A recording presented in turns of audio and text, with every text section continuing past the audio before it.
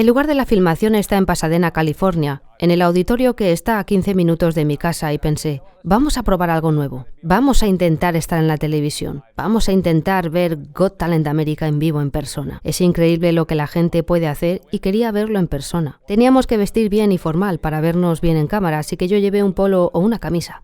Y había 2 secciones en la filmación. Una era la sesión de filmación de noche y otra una sesión de filmación por la mañana, en la que empezaban a las 12. Luego la nocturna a la que fui empezaba a las 7 de la tarde.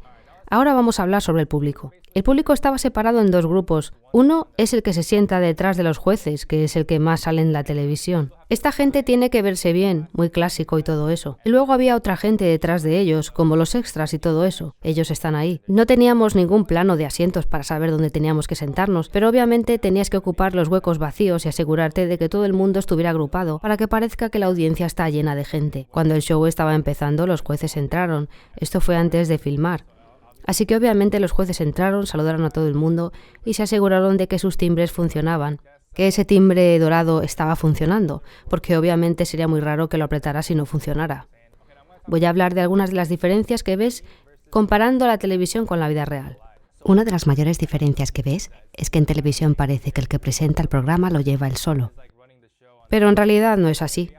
Allí había 2 chicos dirigiendo todo el show, diciéndole a los jueces y al presentador qué hacer. Tenían concursos gratuitos y divertidos como quien pueda gritar lo más fuerte posible ganará 25 euros o 50 euros o una camiseta gratis o algo de este merchandising gratuito. Otra cosa que tampoco se ve en televisión es que nos pedían reaccionar antes de haber visto cualquiera de las audiciones.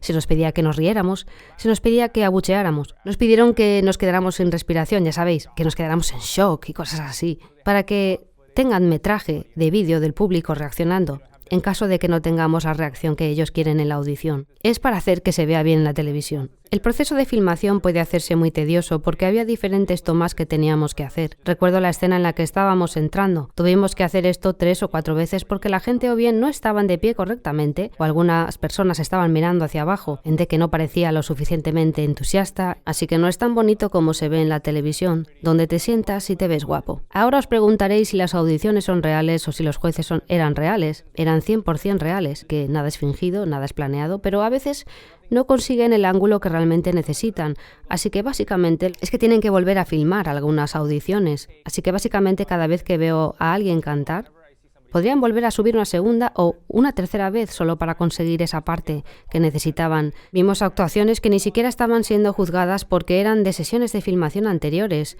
así que tuvimos que ver su actuación para que ellos pudieran conseguir ese ángulo perfecto de cámara otra vez.